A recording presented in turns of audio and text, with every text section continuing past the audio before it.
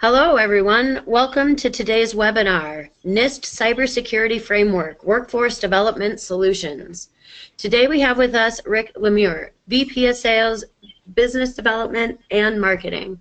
Rick is co-founder of ITSMsolutions.com and its Chief Revenue Officer.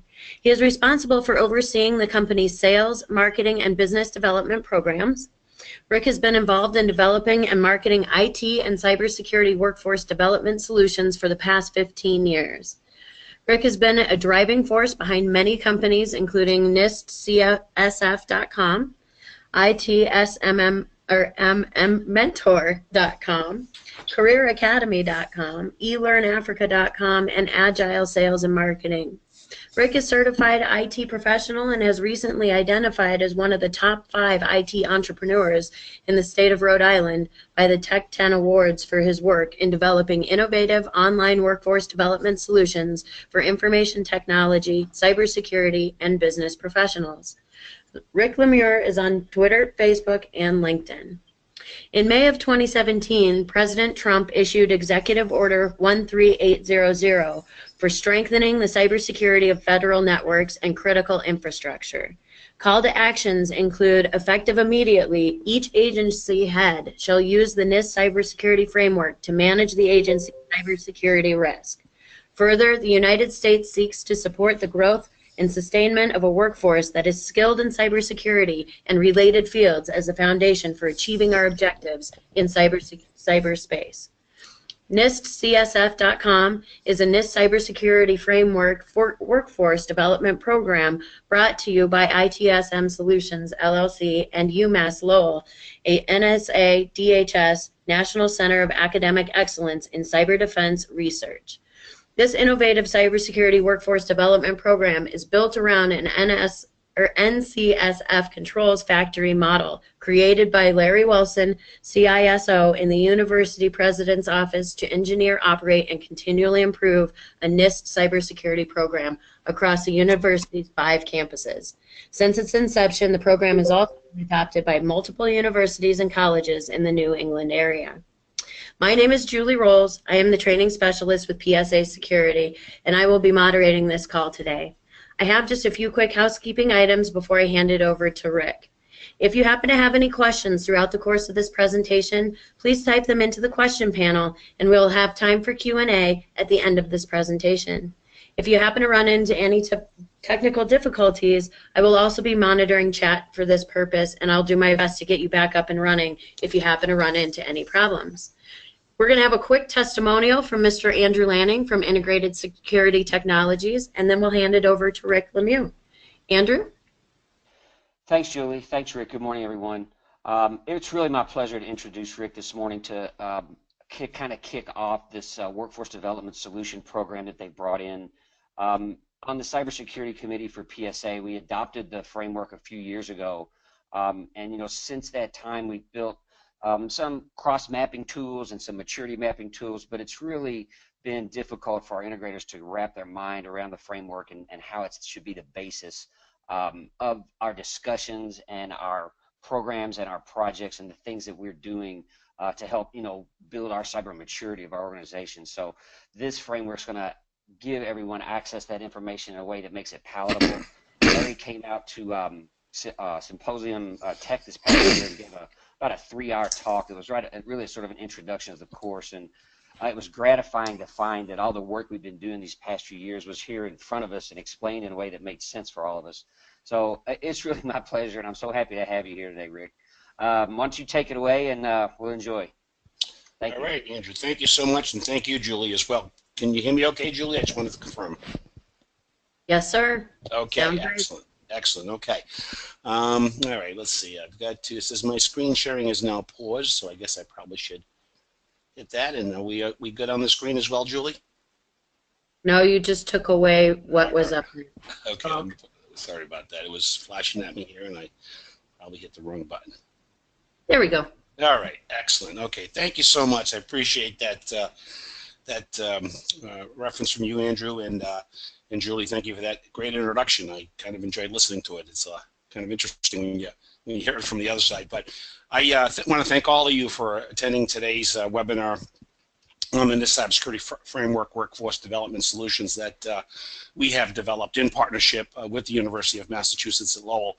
It's been an interesting journey for the last about a year and a half or so. When I first met the team at UMass at a conference that I went to here in Rhode Island, and as we started to talk more and more, we realized that some of the work that I had been doing in the cybersecurity space, along with the work that they had been doing in regards to the framework, really needed to come together, and so that we could bring to the industry a comprehensive workforce development solution that will help address the workforce issues that we have out there right now. Because the problem, as Andrew and I have talked about many times, is only getting worse. So we've got to really move this up and get people rolling on this and getting them smart on how to basically operationalize this framework across an enterprise and the corresponding supply chain for both PSA and their membership and their customers and so on.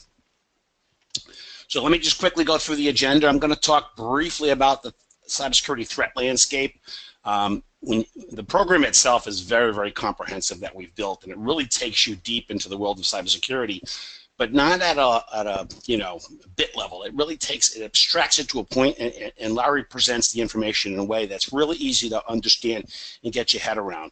And that's what I find so valuable about this program, because it's really designed for anyone who wants to come into the cybersecurity space and learn the knowledge, skills, and abilities to be successful there. I'm going to talk a little bit about the business cybersecurity challenge. Once again, it's a supply and demand. There's a huge demand, and there's a small supply of certified professionals in this space, which is the problem that we're trying to address. I'm going to talk a little bit about the NIST Cybersecurity Framework itself. It's been around for a few years now and is continuing to make great progress. In fact, I was on the phone with the NIST folks this morning who are currently evaluating the training program, because they are very interested in it as well, in terms of their own knowledge base, as well as ensuring that it's available to others who are part of their community. I'm going to talk about the NIST Cybersecurity Workforce Framework, which is really interesting because there was a lot of work put into this to really define the roles within the cybersecurity organization. So the NIST organization, which was originally driven by the Department of Homeland Security, now part of NIST, basically went through this massive exercise with the Department of Defense to really identify the roles within engineering, within operations, within the business, and what are their knowledge, skills, and abilities associated with those roles. So I'm going to cover that in a couple slides in this presentation. I'm going to introduce you to NISTCSF.com, which is the name of the organization that we set up with UMass. It's basically the website where you can go and gain access to the training programs that I'm going to talk about today. I'm going to spend a few minutes talking about the NCSF Controls Factory methodology, and as Julie mentioned and as Andrew mentioned, this is the model that was created by Larry Wilson, the Chief Information Security Officer in the UMass President's Office. The beauty about this is, and the beauty of Larry's background is that he has a lot of deep-rooted practical experience in cybersecurity. So in other words, he's been down in the trenches installing firewalls and intrusion detection systems and access management solutions and so on. So he really understands the mechanics or the operational aspects of cybersecurity. He's also been a high-level consultant. In fact, he worked for Deloitte for a few years and was the person who actually audited MasterCard before they went public. So he has a lot of high-level experience and deep-rooted experience, which come together in the creation of this methodology that really makes it easy for people to operationalize the framework across their organization and their supply chain. And then I'm going to get into the meat of our program, which is the training programs that we've created. Now, what I'm going to show you today is really an introduction to what we already have, but I'm also going to give you an additional introduction into the future, because this is all part of a comprehensive curriculum that will not only teach you about how to operationalize to this framework and utilizing Larry's Control Factories methodology, but I'm also going to share with you our vision as to where we're going to take this in terms of developing what we call a lifelong learning partnership with the cybersecurity professionals. And we're going to be developing programs that are not only extensions of what we already have, but also very specific to the critical sectors for healthcare, for financial services, for the energy sector, really because each one of those organizations or associations has a little bit of things that need to be included that are specific to their world, and we're going to build training programs around that as well. Okay, so let me quickly, just kind of skipped over here real quick. Guess I hit the button too hard.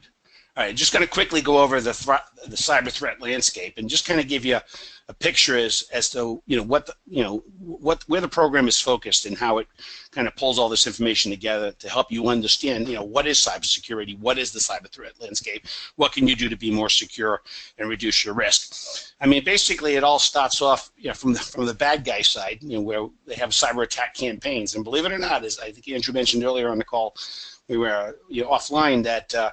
It's pretty scary when you think about it, because they really have a significant advantage right now. They're very well organized, very well educated, and they can communicate without any restrictions. Unfortunately, operating in the U.S. or other countries, there are all sorts of privacy requirements and other things you have to worry about, so you're not able to communicate as freely or share information as freely as the bad guys are. So they're always going to be ahead of us. Our goal is to make sure that we know they're in our system, where they're at, what they're doing, and try to get them out, and then if they cause any sort of damage, recover from that as quickly as we can. So everything starts with a campaign, along with tactics, techniques, and procedures. Believe it or not, it's extremely organized. When you go through our program, you'll learn all about this, and it's kind of fascinating when you think of it. It's fascinating and scary at the same time.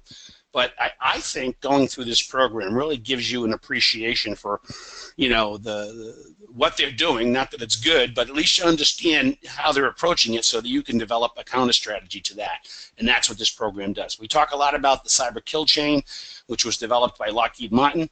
It's basically the way they attack is the same way every single time. All right, so by understanding how their kill chain works, you can then put in place the controls to help you manage that kill chain.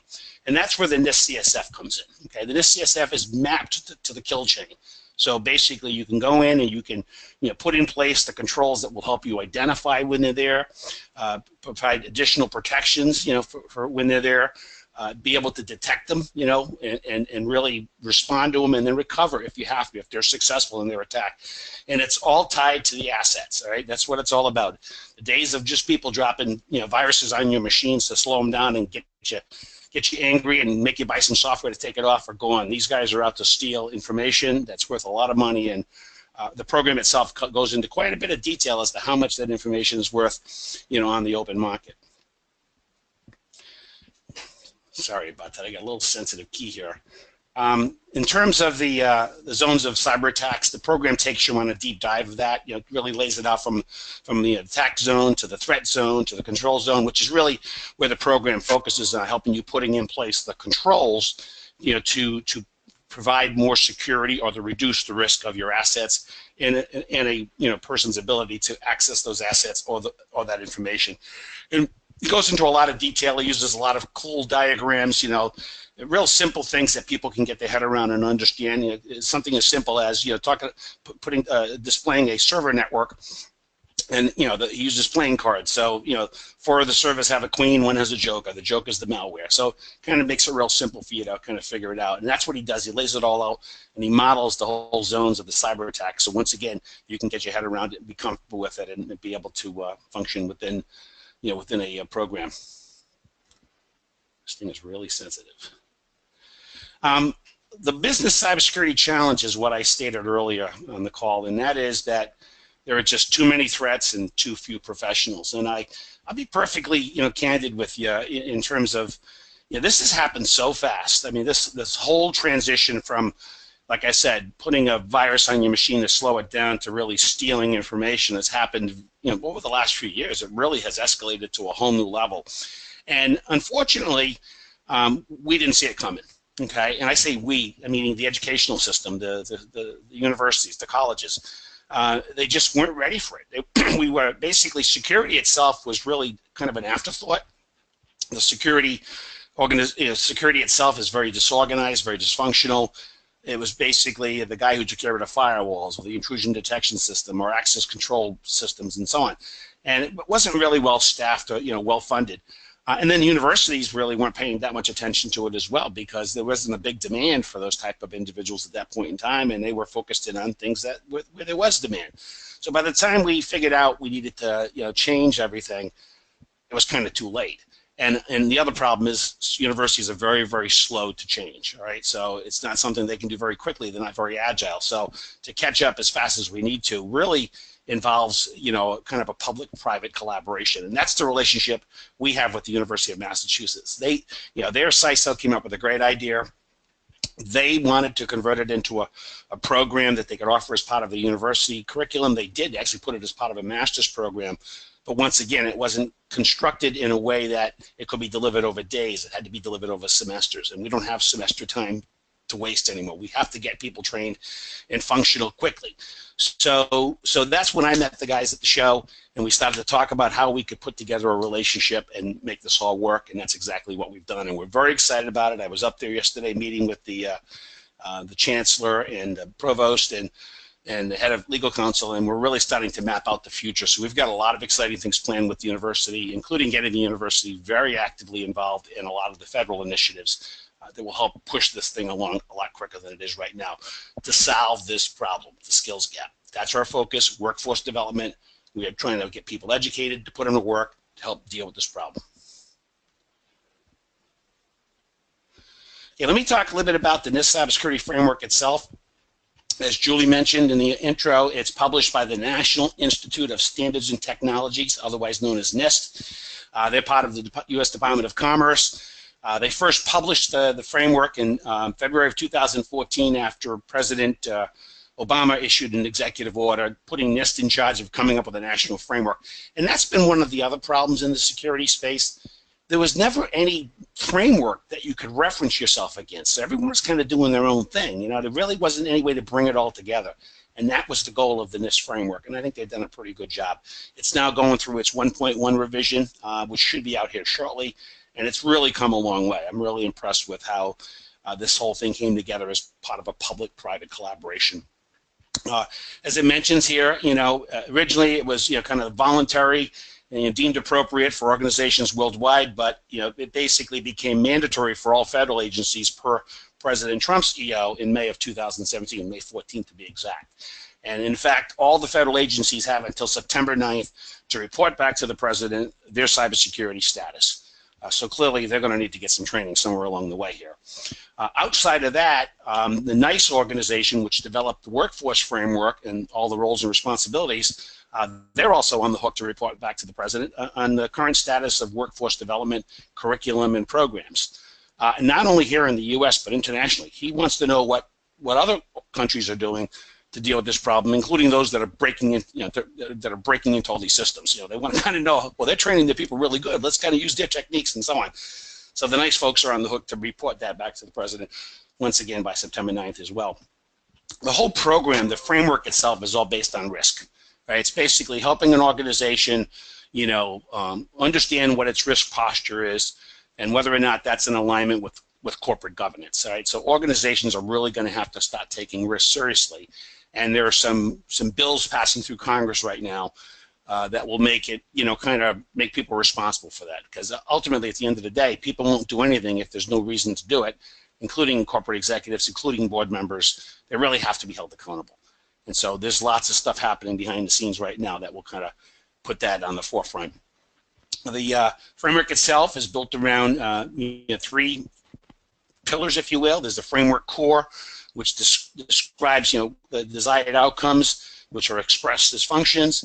There's the implementation tiers, which basically describe how the cybersecurity is practiced and how the business, how informed is the program in terms of business needs. And then there's the profiles, which basically aligns with the core with resources and tolerances, used to define the current state and the future state. So you basically say, okay, here's where we are today, here's where we want to go, here's how we're going to get there. From an adoption point of view, there's a few case studies out there. We mentioned the UMass situation, just a little bit on their story.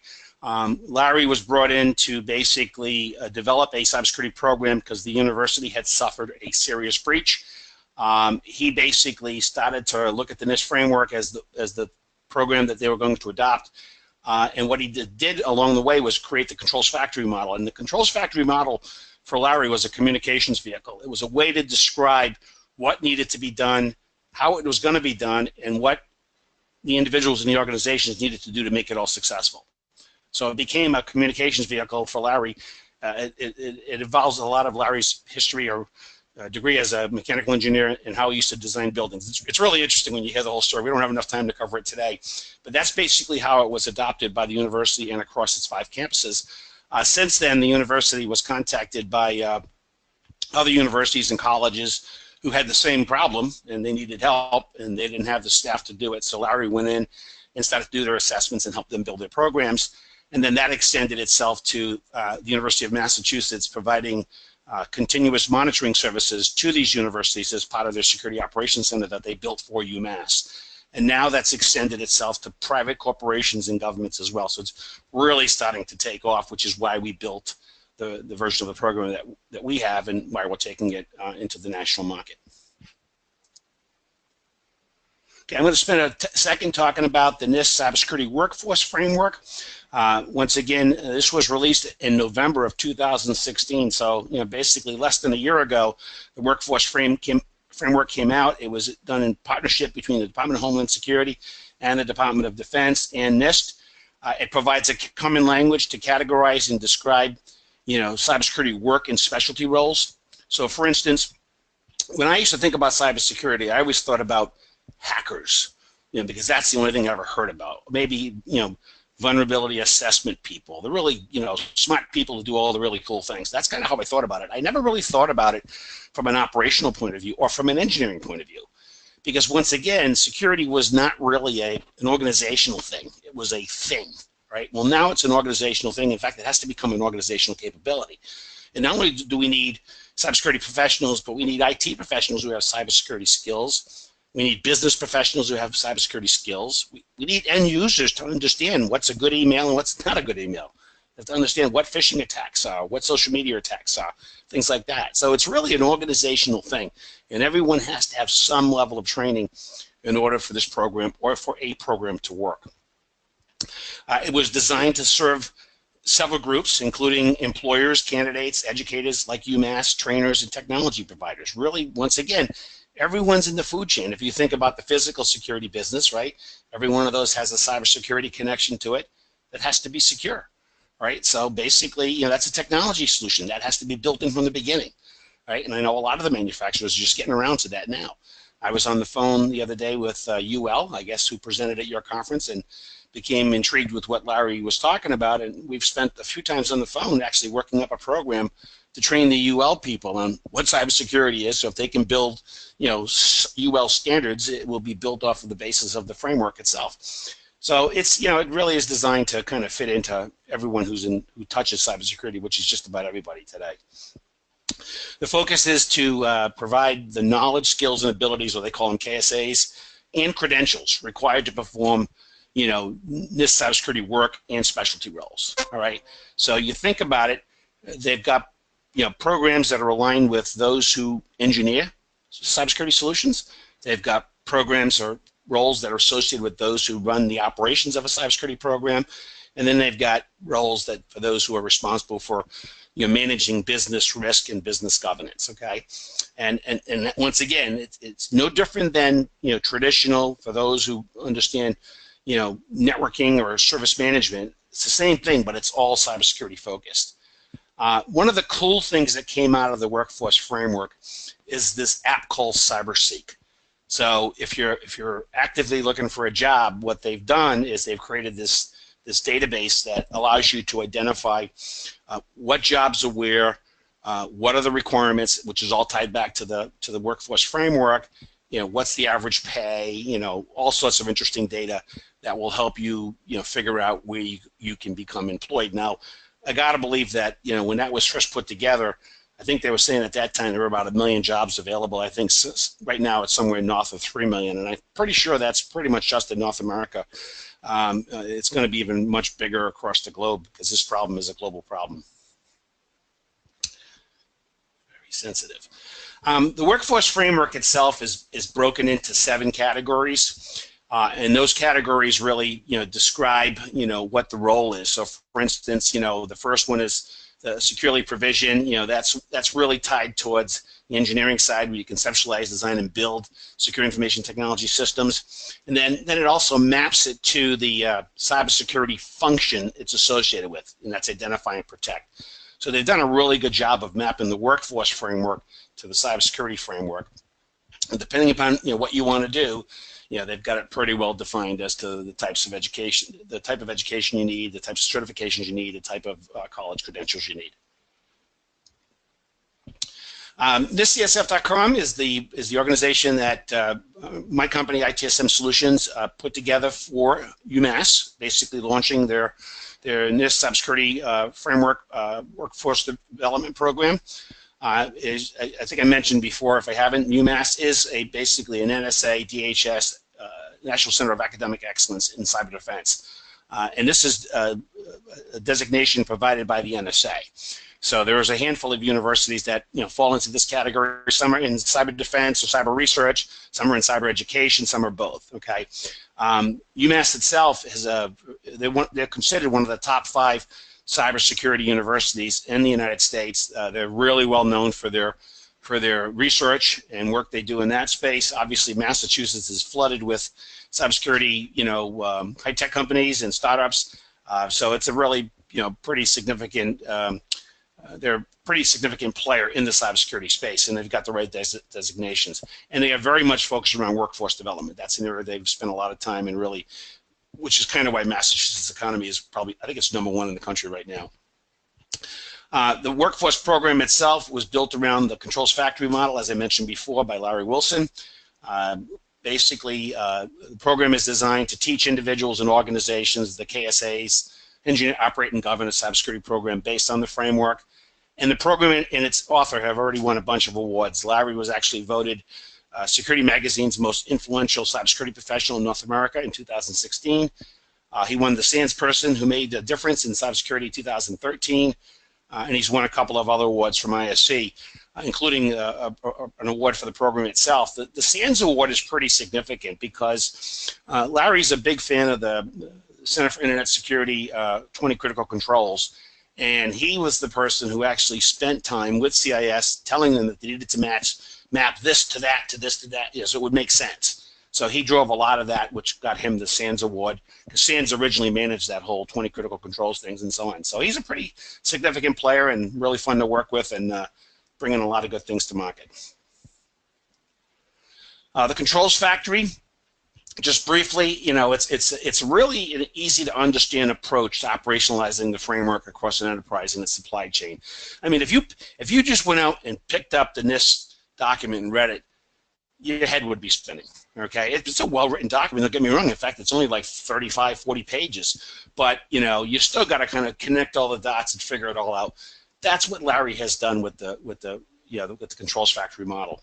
It helps enterprises of any size, learn how to engineer, test, operate, and improve the technical and business functions of a NIST cybersecurity program. That's really, really important, because if you think about it, the bigger companies, they have the capital, they have the resources to go get this done. The small to medium-sized businesses, local governments, nonprofits, they don't even have, like if they have one guy on staff who fixes your computer, let alone worries about cybersecurity. So there really has to be a way for all this to come together from the high end of the supply chain to the bottom of the supply chain. Everyone along the way has to adopt this, because if you don't, there are going to be basically weak spots that are going to be compromised, and it's going to affect everyone, which is exactly what happened to Target.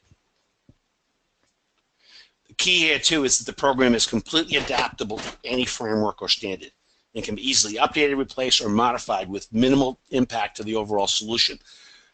The reason that's important is that the framework talks about, the framework didn't invent anything new. A lot of the programs, the standards are already there, like COBIT and ISO 27002 and the CIS 20 Critical Controls.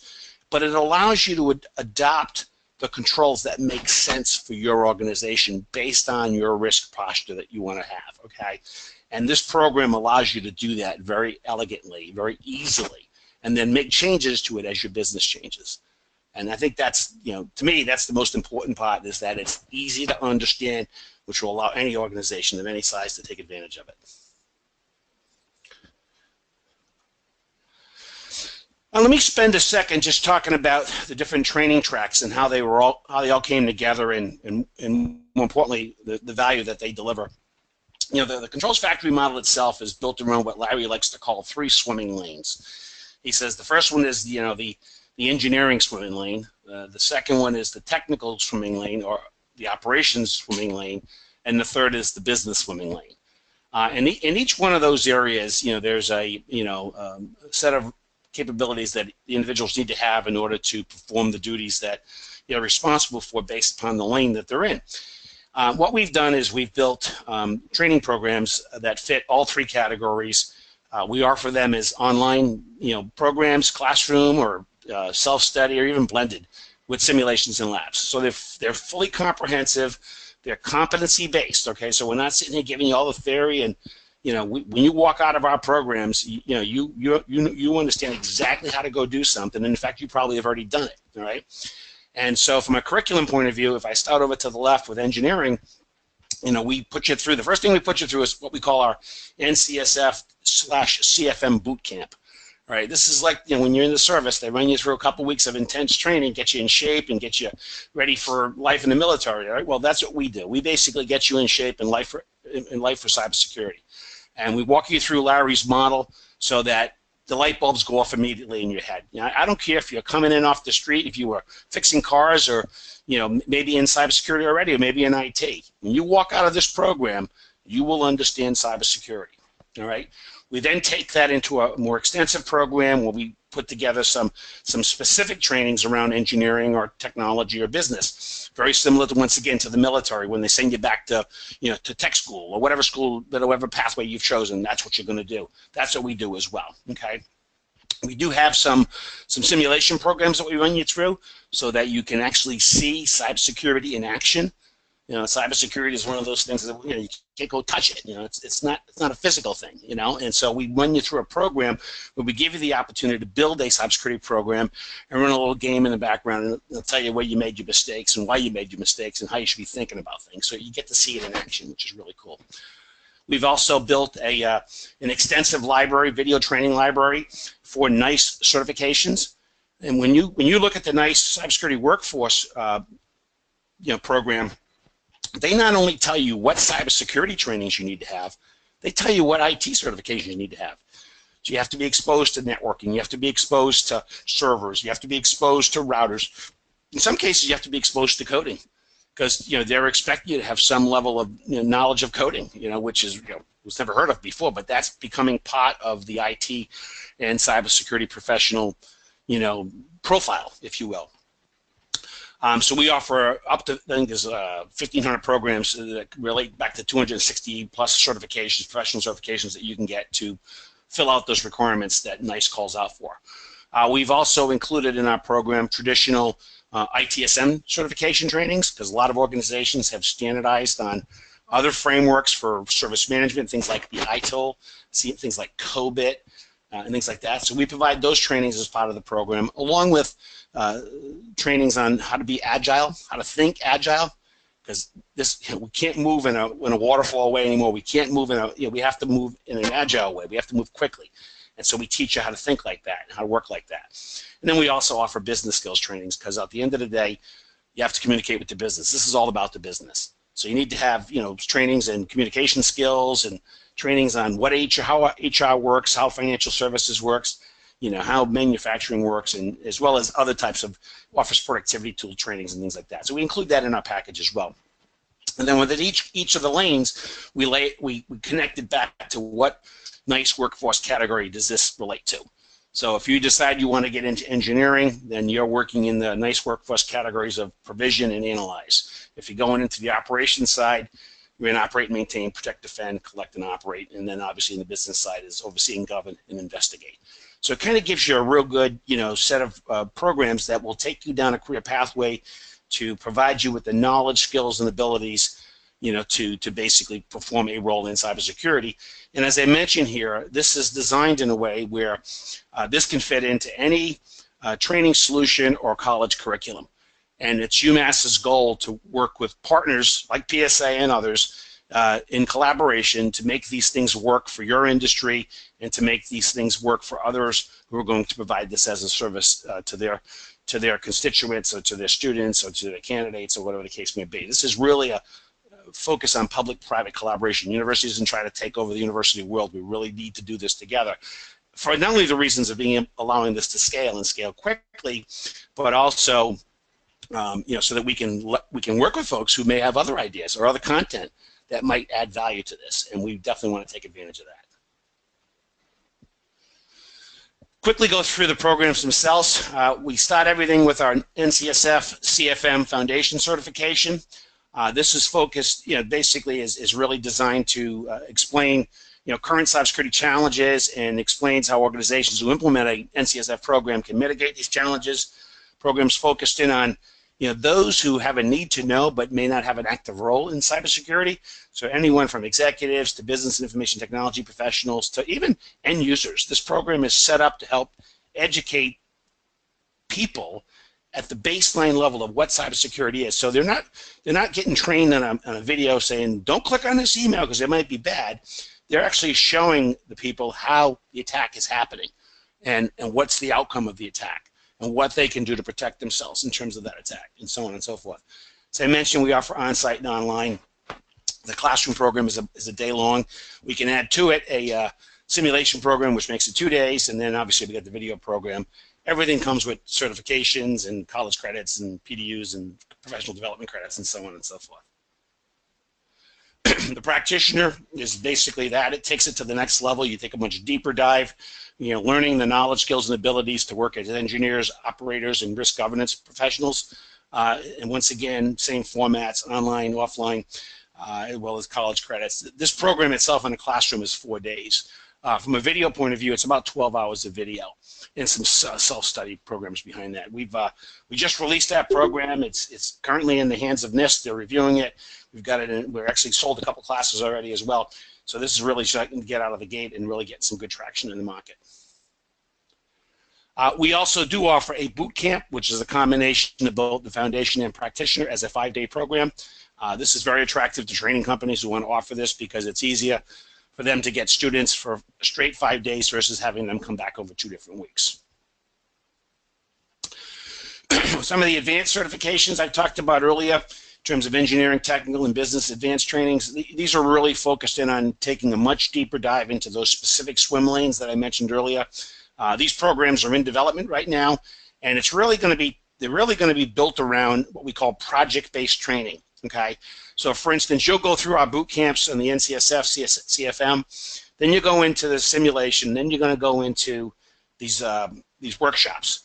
And these workshops are basically designed to say, okay, go build me a cybersecurity program that looks like this, right? And you go through and you're operating in a cyber range or a cyber sandbox, and you're building a program and you're documenting that program, right? That really provides you a lot of hands-on practical experience that you need in order to be successful in a cybersecurity job.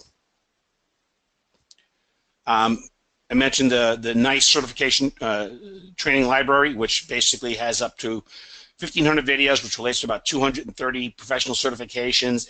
Any of the certifications from CompTIA or from ISACA or ISC Square, as well as specialty certifications from Mile 2, which include Ethical Hacker and Vulnerability Assessment Manager, Chief Information Security Officer, and so on. And then this is the last slide, which basically provides you an opportunity to go out and take a peek at both the courseware itself. It's available as both print and digital book. You can look at the digital book online at the URL covered on the slide. And we also have Chapter 8 of the NIST CSF Practitioner video up online on YouTube that you can take a look at. It is now available for purchase. We just released it. And the foundation course itself, the video, but both the foundation and practitioner are available for classroom or virtual classroom today. The video, the foundation, will be out in 2 weeks. It was filmed last week, and it's going through its editing process right now. So pretty much by the middle of August, everything will be fully available in terms of this program, and that's pretty much it for me. Julie, back to you. Great. Thank you, Rick. That was very informative. I did have a couple of questions that came through from our audience. First question is, what new revenue streams are available to PSA members by becoming a reseller of the UMass program? That's a fantastic question. I'm glad who asked it. Basically, there are 3 lines of revenue that are available to the PSA members. Okay, first of all, obviously, there's training revenue.